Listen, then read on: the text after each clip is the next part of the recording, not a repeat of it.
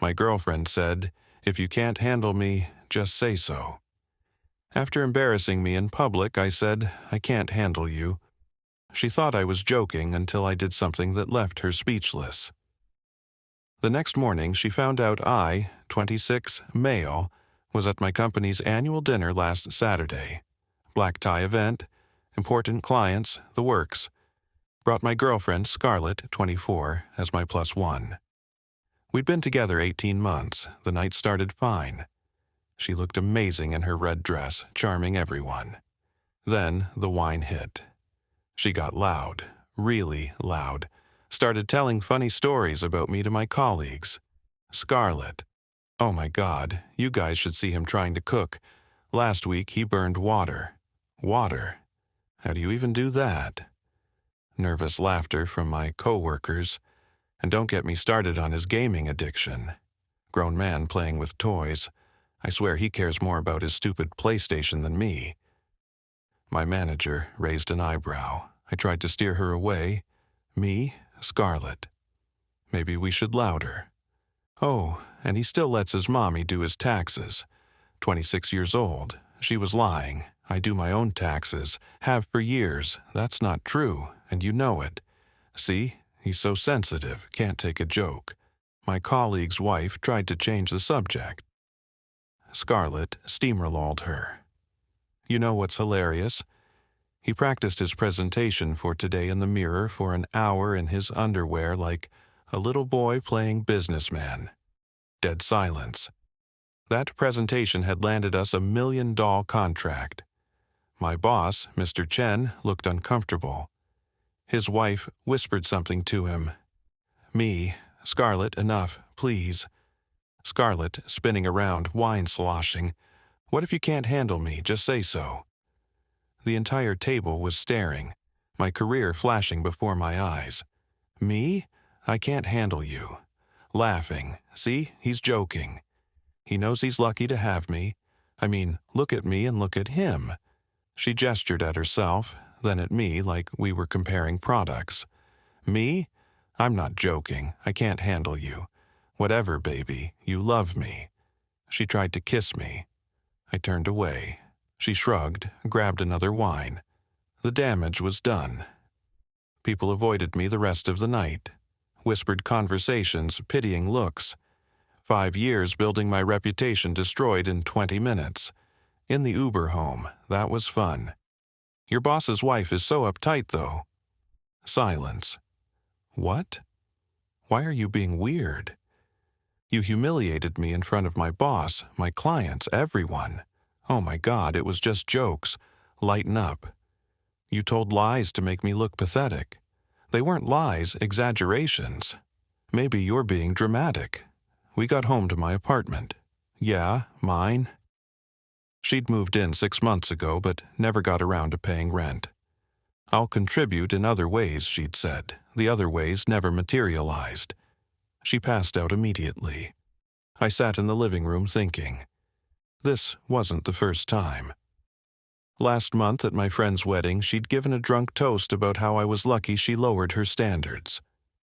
2 weeks ago at dinner with my parents, she'd spent the whole meal telling them about my flaws she was fixing. I was done being the punchline. Pulled out my laptop, started with the basics, our streaming services all mine. Logged into Netflix, Hulu, Disney+, HBO Max, removed her profiles, changed passwords. Her car insurance, I'd been paying it because she was between jobs for 8 months. Logged in, removed her car, effective immediately. The expensive gym membership she'd begged for, canceled her phone on my family plan because it was cheaper. Scheduled disconnection for Monday morning. Then I got creative. See, Scarlet was an influencer. 10K followers on Instagram, posted daily. I'd been her photographer, editor, and content strategist. Took all her photos, edited them, even wrote most of her captions. She just had to look pretty and post. Logged into the cloud storage where I kept all her content. Hundreds of edited photos ready to post. Moved them to a private folder. My photos, my edits, my work, her brand partnerships. I'd negotiated those, had the emails. The contracts were with her, but I had all the correspondence showing my involvement. 3 a.m. I was done with the digital stuff, time for the physical. Went to the closet. She had 2 designer bags I bought her. Louis Vuitton and Gucci, birthday and Christmas gifts together. About $4. Packed them carefully. I'd keep them safe until she could buy them from me. Fair market value, of course. The jewelry, same deal. Packed it all. Every piece I'd given her. Her clothes, hers. Her makeup, hers. Everything she'd actually bought herself stayed. Wouldn't want to be unfair. By 5 a.m., I'd packed everything I'd given her or paid for. 3 boxes, stored them in my car.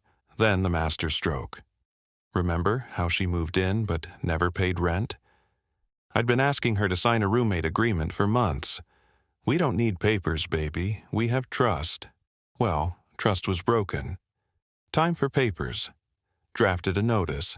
She had 30 days to either start paying rent, $1,100 a month, half of what the apartment cost, or move out. Printed it, left it on the kitchen counter with a pen. Finally, I packed a bag for myself. Clothes for a week, laptop, chargers, essentials, booked a hotel room, nice one. With the money I'd saved, not paying for her lifestyle, I could afford it. Left a note. Scarlet, you were right. I can't handle you. I especially can't handle someone who thinks humiliating me is entertainment. Your profiles have been removed from all streaming services. Your phone will be disconnected Monday. Your car insurance and gym membership are canceled. The jewelry and bags I bought you are safe. You can purchase them from me if you'd like. Market value. You have 30 days to sign the rental agreement or find a new place. The hotel information is below, if you need to reach me for logistics only. Nathan grabbed my bags, looked around the apartment one more time, took photos of everything just in case. As I was leaving, I remembered something. Her Instagram. Tomorrow was Sunday. She always posted at 10 a.m., had a whole thing about consistency and algorithm optimization, but her Sunday post wasn't edited yet, and I had the raw photos. Smiled for the first time in hours. Left the apartment at 6 a.m., checked into the hotel, slept like a baby, woke up to 47 missed calls, 132 texts, the first coherent one. What the hell, Nathan? Then where are you? This isn't funny. The Netflix isn't working. Nathan, answer me. You took my bags. This is theft. I'm calling the police. Actually, I'm calling a lawyer. You can't evict me. Where are my Instagram photos? That last one made me check the time. 9:45 a.m., 15 minutes until her scheduled post. 10 a.m. came and went. No post. Her first missed day in 2 years. The calls intensified. I sent one text. As I said in the note, I'm available for logistics only. No phone calls, email, or text. Her response was a voice memo. Didn't listen, just texted back. Written communication only. Update 1. The meltdown, Sunday afternoon. The extinction burst began. First, she tried love bombing via text. Baby, I'm so sorry. You're right. I was horrible. Please come home. I love you so much. We can work this out. When I didn't respond, she switched tactics. You're seriously ignoring me. So immature. A real man would talk to me. This is emotional abuse. You're trying to control me. Then came the threats. I'll tell everyone what you did. Your boss will hear about this. I'll ruin your reputation. You think last night was bad, I responded once. Please document any items of yours that you believe I've taken. I have receipts for everything in my possession. She went nuclear, posted on Instagram about her abusive ex who stole everything and left her homeless. Problem was, without my editing, her photos looked rough. Lighting was off. Composition was amateur. The contrast to her usual content was jarring. Comments were mixed. Girl, what happened to your photos? Are you okay? This doesn't look like your usual posts. Maybe he was the one making you look good. That last comment sent her spiraling. She started arguing in her own comment section. Never a good look. Monday morning, 8 a.m., her phone got disconnected. The text stopped. Email notifications started from Scarlet. Subject: illegal eviction. Nathan, what you're doing is illegal. You can't just kick me out. I have rights. I'm calling the police and a lawyer and the news. This is discrimination. It's abuse. It's probably a hate crime, somehow. Give me back my stuff now or I'm pressing charges. Also, my phone isn't working. Fix it now. I forwarded it to my buddy who's a lawyer. His response, LOL. She has zero case. Keep that 30-day notice documented. Don't let her back in unless you're there. Actually, change the locks if she's being hostile. Completely legal since she's not on the lease. Monday afternoon, she showed up at my office. Security called up. Security. Mr. Nathan, there's a Scarlet here demanding to see you. She's agitated. Me? I don't know any Scarlet. Please have her removed. She says she's your girlfriend. I don't have a girlfriend. Watched from the window as security escorted her out. She was screaming something about human rights violations. Tuesday, she tried a new approach. Sent her friend Bella to the hotel. Nathan, we need to talk about Scarlet. No, we don't. She's staying on my couch. She's a mess. Can't you just forgive her? She humiliated me in front of my entire company. She was drunk. She was honest. Drunk words, sober thoughts. She says, you stole her things. I secured items I purchased. She's welcome to buy them from me. That's ridiculous. So is telling my boss I practice presentations in my underwear. Bella, she didn't mean. She meant every word. She just didn't mean for there to be consequences. Wednesday, the emails got desperate.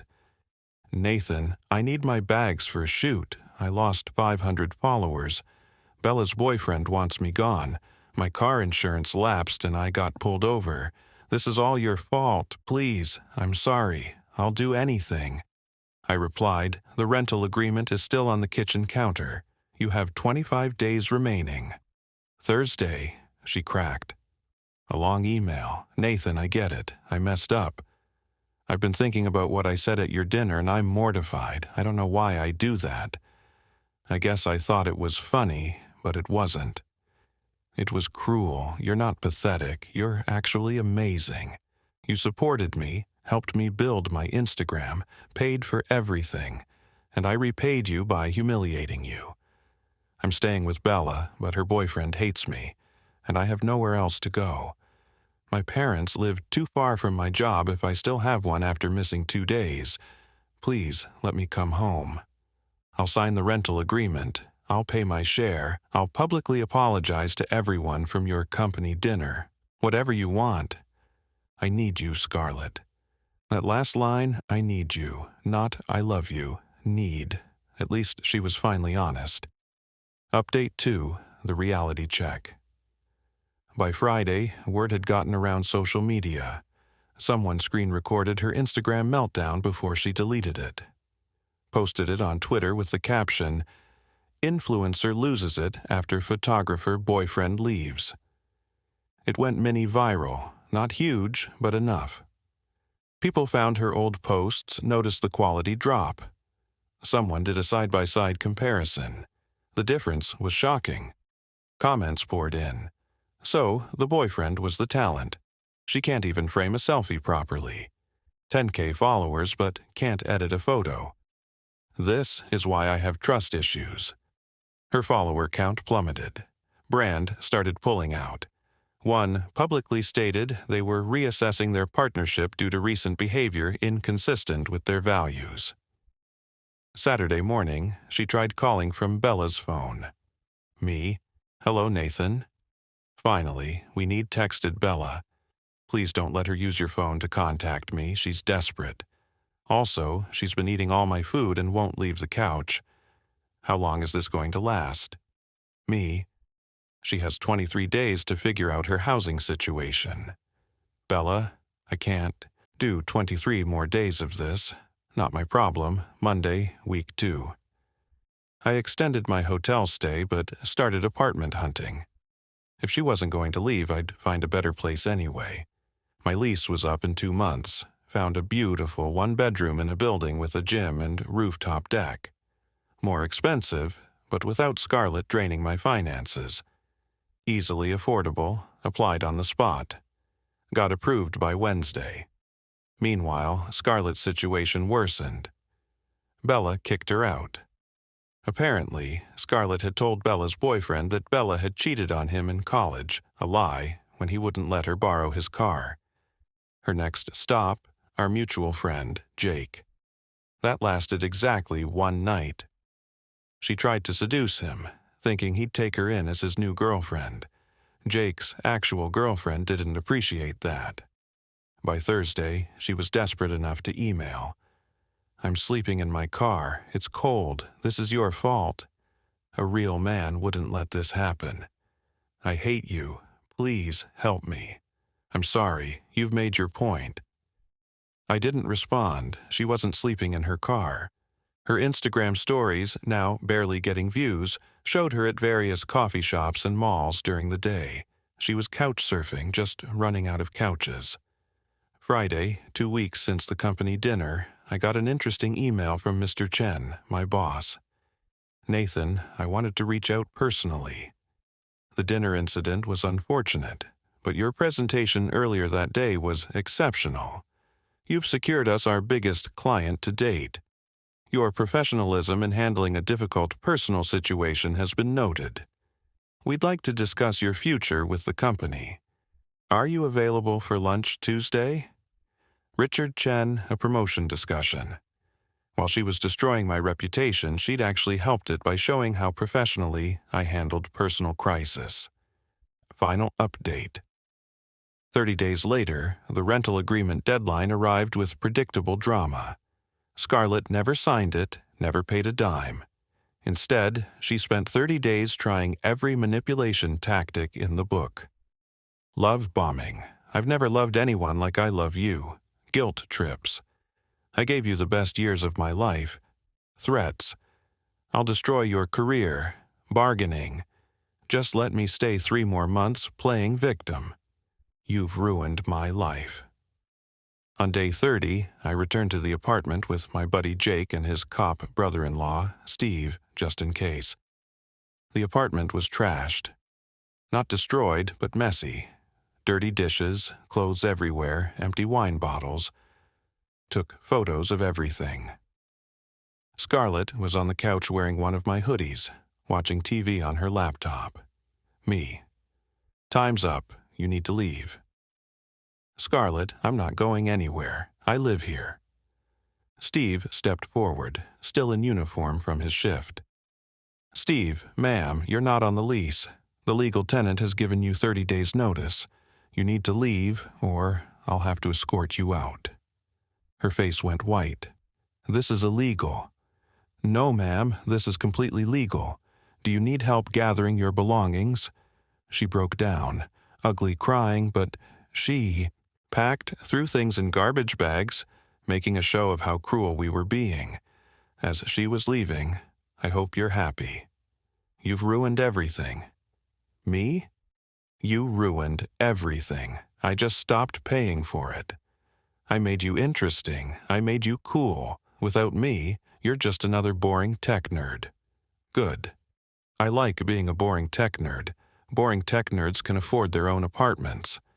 She dragged her bags out. No car, couldn't afford insurance, no phone, couldn't afford the plan. No apartment, couldn't afford rent. Called an Uber on her laptop using Starbucks Wi-Fi. The aftermath, moved into the new apartment, it's perfect. Her Instagram dropped to 3K followers. Last I checked, she'd given up on it. She moved back with her parents in another state. Bella sent me a thank you card for showing her Scarlet's true colors. Jake and his girlfriend invited me to their wedding next year, last week. Got one final email. "Nathan, I know you'll probably delete this, but I wanted you to know, I'm in therapy now, working on myself. I realize now how badly I treated you. You gave me everything and I gave you humiliation in return. I don't expect forgiveness. I just wanted to say I finally understand. You could handle me. You just chose not to anymore. I'm sorry for everything, Scarlet. I didn't reply. Some bridges are meant to stay burned. She was right about one thing, though. She did make me interesting, just not in the way she thought. Turns out the most interesting thing I ever did was refuse to be her punchline anymore. The company dinner story became legend at work. Not as Nathan's humiliation, but as Nathan's composure under pressure. Mr. Chen even jokes about it now. If you can handle that with grace, you can handle any difficult client. Funny how that works. She tried to embarrass me into submission. Instead, she freed me from a relationship I was too comfortable to leave. If you can't handle me, just say so. Best decision I ever made.